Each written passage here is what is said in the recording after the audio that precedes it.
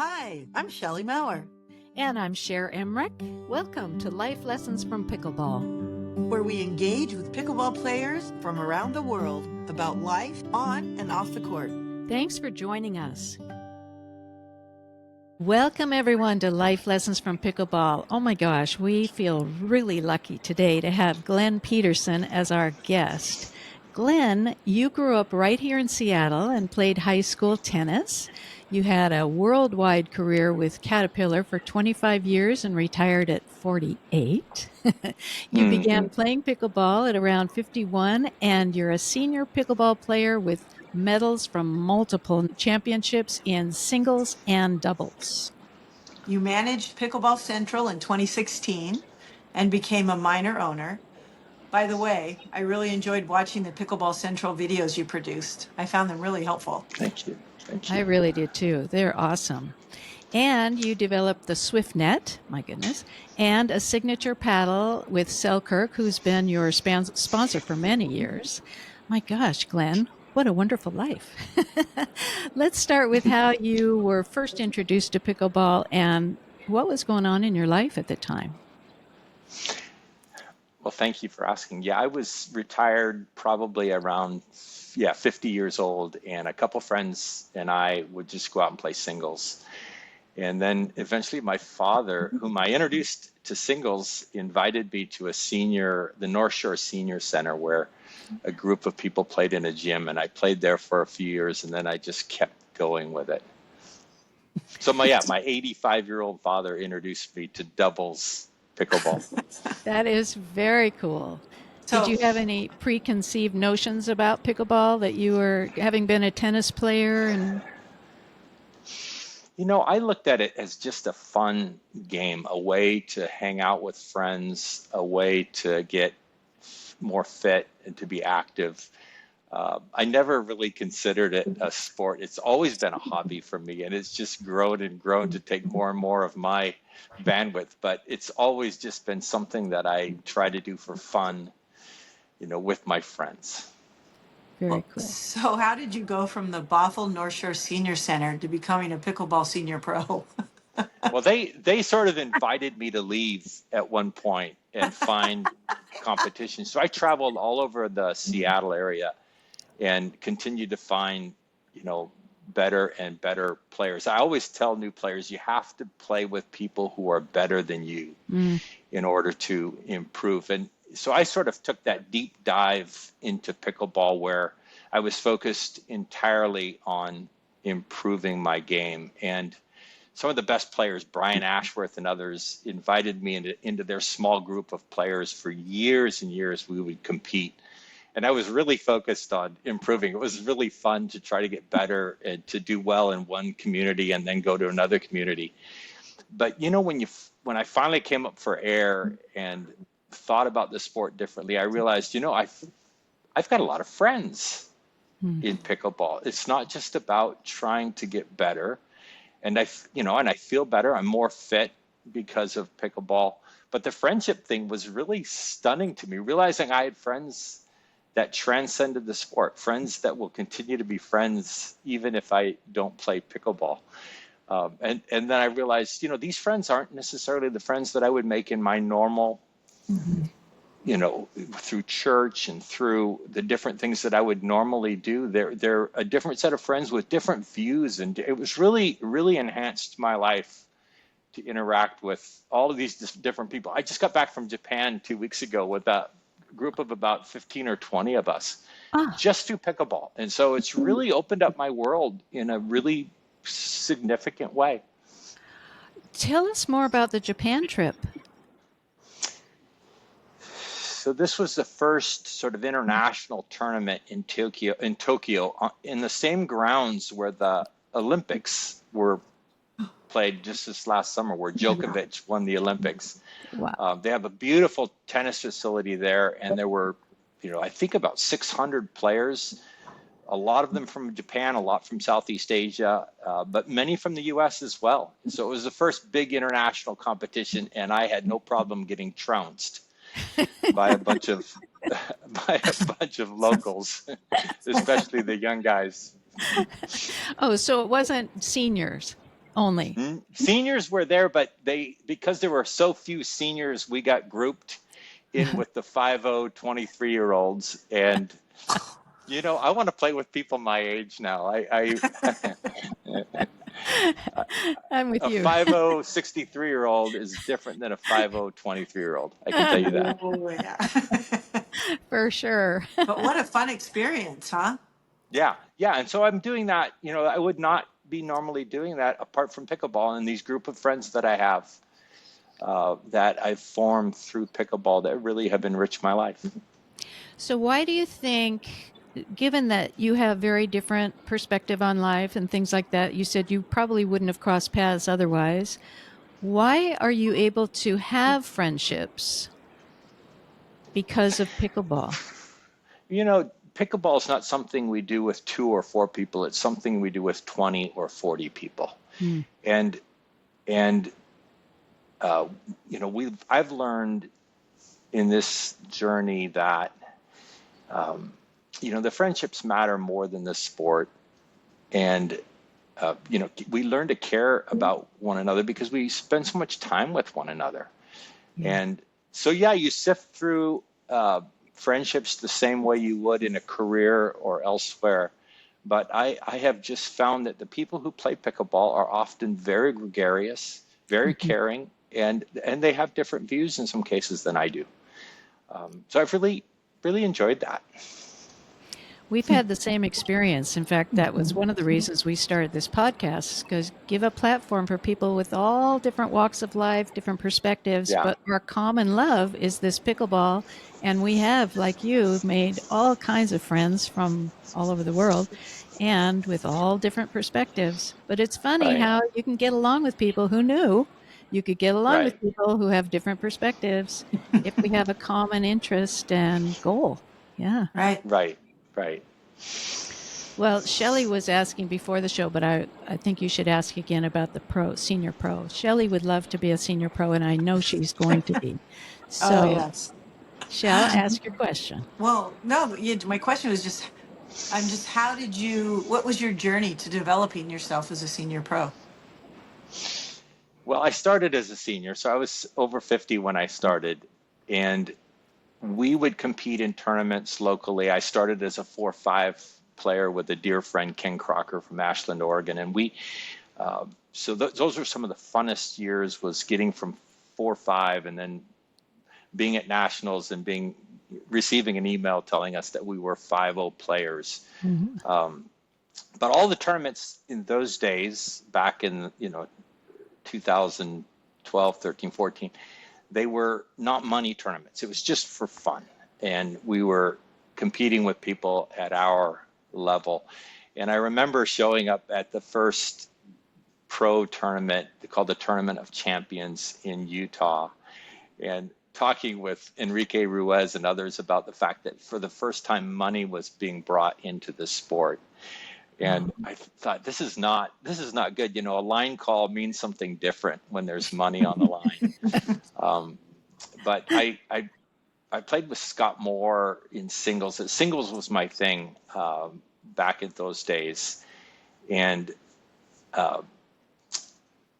because I always took it as a hobby, I never trained. I never dieted. I never did weights. I never did anything to really try to get better other than just play with my friends. So, at my age, I don't want to be training for anything. I just want to be having fun. But you asked the question, how did you become a senior pro? What was that journey like? For me, it was just organic, playing a lot of pickleball and trying to improve and continuing to play with players who were better than me. Scott Lennon is a local player, and he was one of the first 5-0 players that was willing to drill with me. And he could beat me easily at first, and then over a period of months, I could get better. But I really appreciated the fact that he was willing to spend time with me. And then we partnered some. But the real key, Shelley, is one of my life lessons, which is if you choose the right partner, you can win. I consider myself sort of an average senior pro, at least back when I was in my 50s. But Scott Moore called me one day and said, Glenn, you and I battle it out in singles all the time. And he said, I don't even know if I know how to play doubles, but would you partner with me as a doubles partner? And so we played a couple national tournaments and won them. And Scott was clearly the best pickleball player over 50 in the nation. And he, held that for a decade. And so having the best partner, whether in pickleball or in life, Yeah. you could really do well if you pick the best partners and you're willing to adapt to their style, your partner's style of play. So I always talked about playing mixed doubles with Scott Moore. But I remember playing with Wes Gabrielson once and Morgan Evans, all these great, Nick Williams, Jay Rappel, all these wonderful partners that I had. And so the key for me was finding a really good partner and just really enjoying being on court together. Yeah. I found that I enjoyed doubles way more than singles. You don't get to celebrate together. You also don't get to share your losses together. It's a lot easier when there's two of you who lose rather than one of you who lose.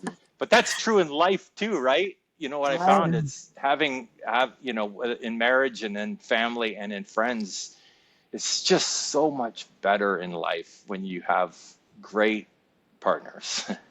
Yes. And you have. Yeah, I have. I walked on court in Hawaii last year where there was a tournament. Peter introduced me as the nicest guy in pickleball. And I thought, that's what they say about players when they're not good anymore. But that's been my shtick, and it's worked out pretty well because partners like to partner with somebody who is amenable, who continues to smile. And like I said, I played with one tournament with Wes Gabrielson, and it was over in Yakima. It was probably the worst I ever played.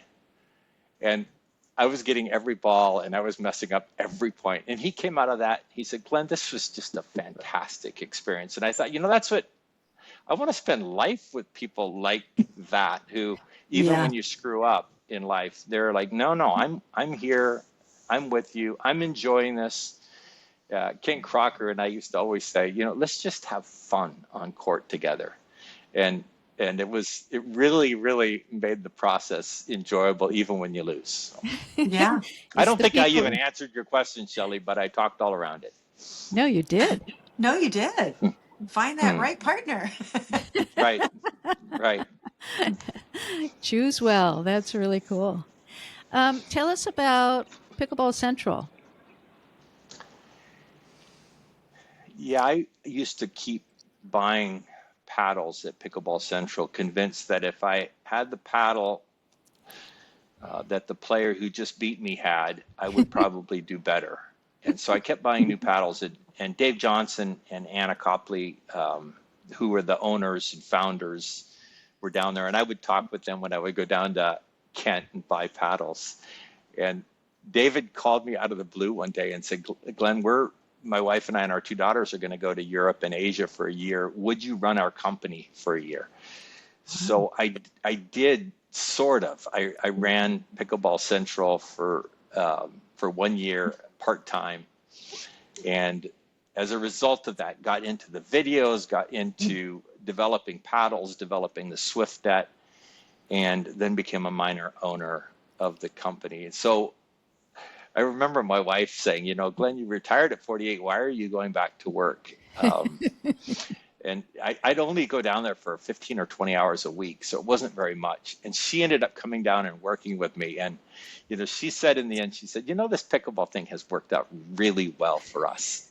Through our friendships, financially, it's really enhanced our life. But yeah, there was never an intent that I had to go back to work after retiring from Caterpillar, but it was just a wonderful experience for me working for a company where every hour that you spent with them was directly correlated to the bottom line. It was fun being an entrepreneur and working for a small family-run company. And they're a great company, like Selkirk and Paddletech. These are wonderful family-run companies. And the SwiftNet, you just kind of mentioned it, but good heavens, how did that come about? I love that net. I know.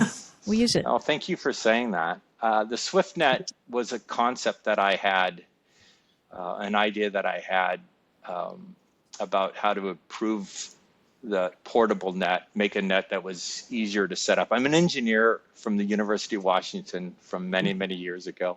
And so I'm always thinking of things like that. And there's a company in Port Angeles, the Carbon Recycling Technology Center, that takes defective carbon fiber from the aerospace industry, so primarily from Boeing, and they make things. And Dave Walter and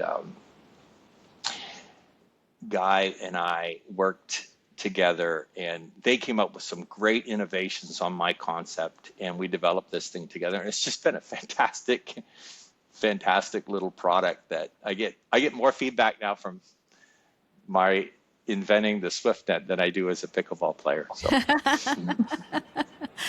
So for those who might not be aware, this is a net that can easily just put in your car, take it to any court, and Right. set it up quick and Easy, easy, quick and to it's the set right up. height, and it's the right width. Yeah, it's brilliant. And I don't get a penny from any You sale. don't? Why? No, and I'm glad about that. I do things for like I said, it's been a hobby for me. So whether it was so I developed the Omni paddle with Selkirk, a certain paddle that was thicker and one that had my name on it. And it's just been so fun to do that and not have to do it for financial reasons. But yeah, so I brag about the fact that I don't make any money on it. Sorry, Shelley. No, I was just gonna say, so could I win if I had that paddle? Yeah. No, that paddle's, I don't even use it anymore, Shelley. So. But I still think about things all the time. It's just fun to think about innovations to the sport. And it was fun to be sort of at the beginning of the growth. I'm irrelevant to a large degree now, but it was fun to be relevant. I could compete with anybody in Washington State, 10 years ago. Now that's not true at all. They just toy with me. I'm a fun practice round in a tournament, and they don't have, the young guys have no problem. So the sport has gone right past me, and it's kind of fun to be self-actualized. And so, I'm really, really good with that. I tell young guys, I said, if I was playing against my 63-year-old father and I lost the point you just lost, I'd be ashamed of myself. That's one way to level the playing field. Yeah. That's a great line. It's such an honor the young guys still want to play with you, because when we were talking with Purple Jesus, you're the first guy he talked about that he loves to play with. Yep.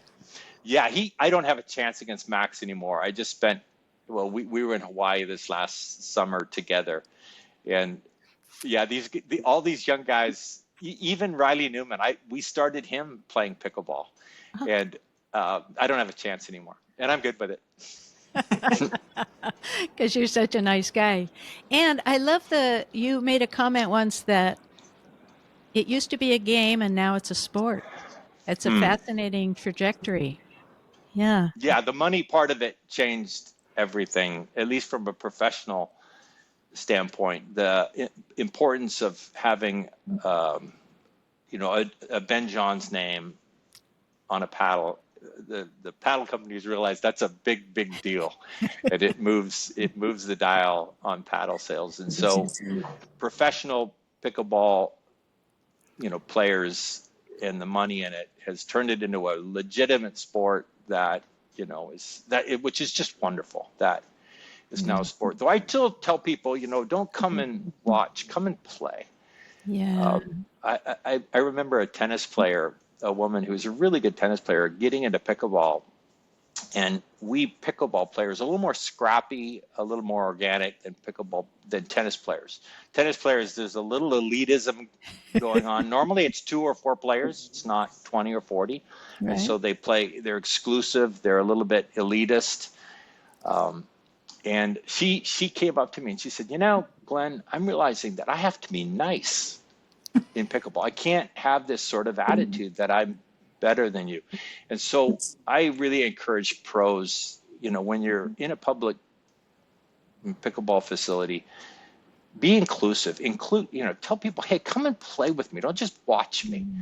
And I always think of it as a sport that's inclusive, and one where you come and participate, even, no matter what your age or athletic ability, come and be on court with me together, and let's enjoy playing together. So I see it as more participative than tennis is. It's an easy entry. You start feeling successful pretty quickly on the court. You can get the ball over the net pretty quick. Yeah, the barrier to entry is so much lower. But isn't that also, in life too, it's nice if, if they're not spectators but participants, bring people in and engage them and smile and enjoy the process together. Because in the end, it's really about people. It's not about the sport. Thank you. It's not about winning. It's not about losing. It's really about relating and enjoying one another.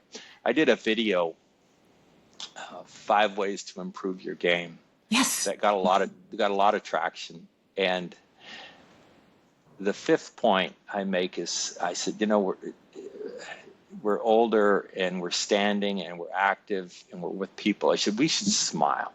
I said, just smile on court. And so when I go to tournaments, people come up to me and they say, Glenn, smile. They actually give me my advice back to me. And one smart aleck guy wrote a comment on that video. He said, you mean you couldn't think of a legitimate 5th point? And you had to say that the 5th point was just to smile. And I thought, my friend, this is what you need. Yeah, exactly. The most important thing in pickleball is to enjoy. At my age, if I have to win, I'm in trouble. But enjoying the play is something I can do irregardless. Exactly. Yeah. Exactly. Yeah, it's about the people are much more important than that ball. So Yeah, and it's there's really an opportunity in pickleball to learn about myself, to learn about yourself. I remember spending 15 minutes with my son-in-law Hikari, who lives in Bothell here, and in 15 minutes I could tell you this guy was golden because he could lose graciously. And I have seen players who, have this sort of tennis attitude that they have to win, and that winning is somehow associated with the value, their identity and who they are. And I've seen players who learn on court to lose that and realize, I'm valuable because I'm a person. I'm not valuable because I win in pickleball. And so I think, the crisis, the conflict that we have in life, the same is true. Crisis shows us who we really are, and conflict shows us who we really are sometimes. And one of the stupidest things that's said about players is, they're a real jerk on court, but off course, they're the nicest guy in the world. That's a little bit like saying, he performs well under direct supervision. It's one of those statements that, he's a great guy, but, he's a really jerk he's a jerk when there's conflict. And so sometimes we're on court, it's 11-10 and there's a line call and we realize we want to win. And it's a great opportunity to look within and say, you know what? This is winning is not important here. Sometimes losing is winning. And so that's true on a pickleball court, and it's true in life. People ask me all the time, they say, Glenn, what are a few things I can improve in my game? And so I give them tips and say, well, you might try this or that. But what I really want to tell them is, the thing you can really improve is your attitude. You just enjoy this. And a person who can be on court with me, whether an opponent or my partner, and can lose graciously, like Wes Gabrielson did with me in a tournament where we traveled 6 or 8 hours, those are the kind of people I want to spend my life with, right? Right. Yep. The people who care about me irrespective of, they know I'm trying, but Right. if I can't perform, they still care. They still love that. That's what we look for in life as well, right? Indeed. Life partners. If our life partners are holding us to account for everything we do to determine if we're worthy of being with them, that's no fun. And when they Yeah.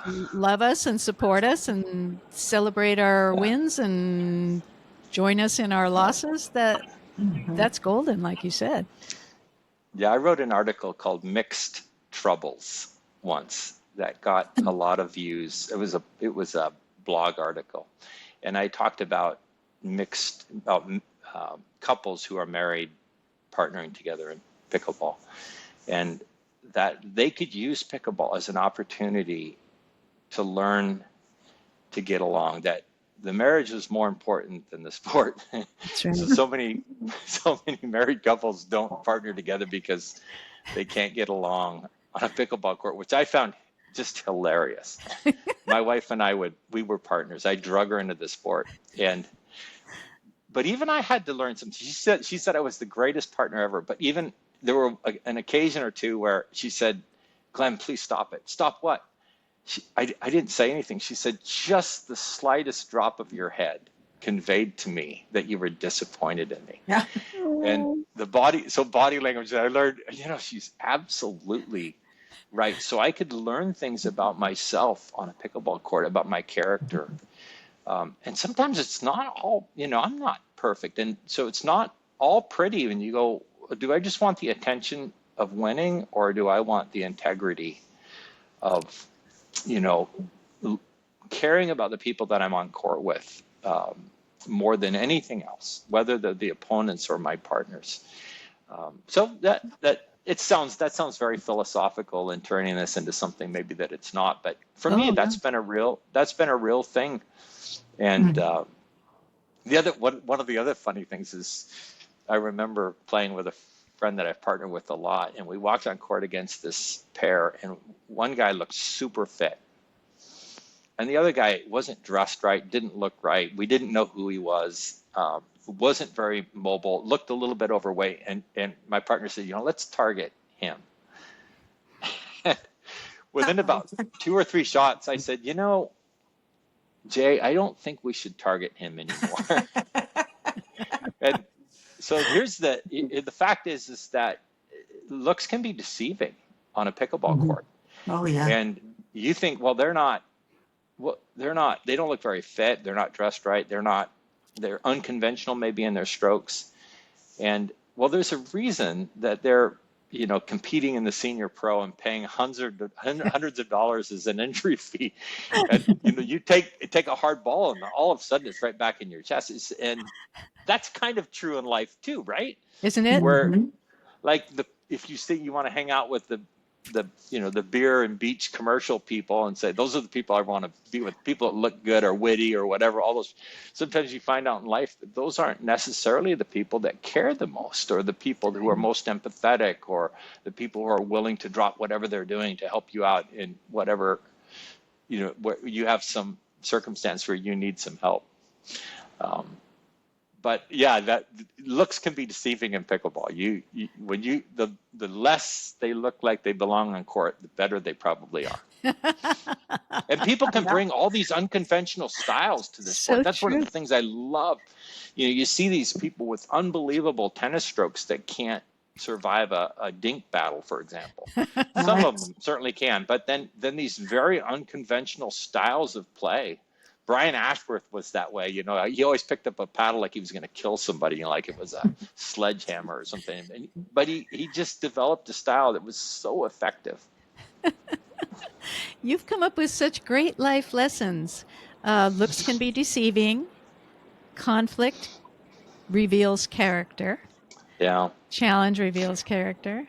It's all about the choice you make in your partnership selection in life, on the court, and participate with joy. That was one you mentioned. Participate with joy. Yeah. Oh my gosh, such great lesson. Well, you guys ask great questions, and I love the title of your podcast, right? Because it implies that life is more important than pickleball, but pickleball can enhance and contribute to our life. Exactly right. That's exactly right. We learned so much about ourselves. Shelley and I met on the pickleball court. Oh, you did? Almost 2 years ago, right? Yeah. And became fast friends, and we just started realizing, oh my gosh, we're learning so much about ourselves. And one of them is when I'm not doing well and I'm feeling guilty with my partner and wanting, and so what am I going to do with that feeling? And how am I Right. going to relate to that human being? And I want to support them. And so be open and honest. And man, you're right. I think I used to play tennis too. And being pickleball, there's something different. I'm sorry. There's just a whole different There community. is, Cher. Yeah, there is. Yeah. And a lot of tennis players are coming over to the light. So And us people that have never played tennis that play pickleball are kind of envious, there. though. Yeah. Yeah, well, there's some of them have really adapted and are loving the community aspect of it and Yep. Yeah. really Yep. engaging in the warmest way. There's so many So many. that are doing that. Yeah, It's really it's lovely. wonderful. It is. Mm, And it's been so great that you've taken time out of your very busy life to talk with us today.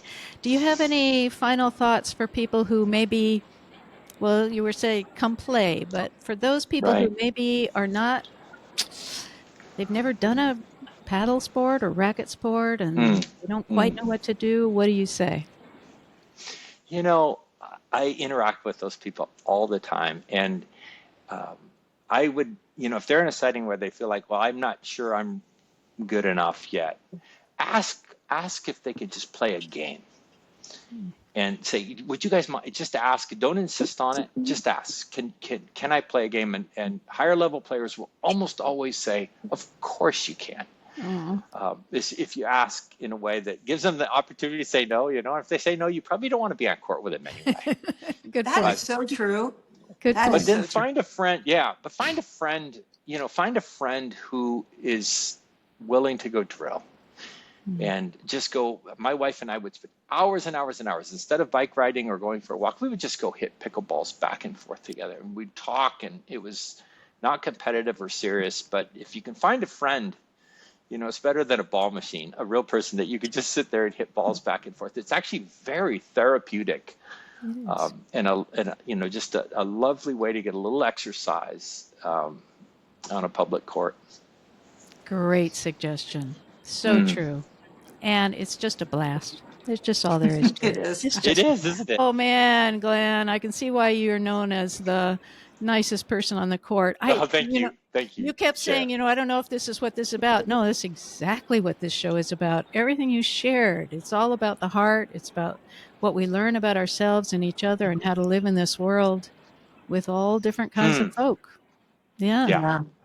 Yeah. Thank Yeah. you. Thank you. I really appreciate you taking this time and love this conversation. I know everybody else is enjoying it too. And we do want to say thank you to everybody who's been listening and watching. Thank you so much. And we look forward to a new conversation next week. Bye-bye. And Bye. being on the court together. And be on the court together. Yes. Yeah. Bye-bye, everyone.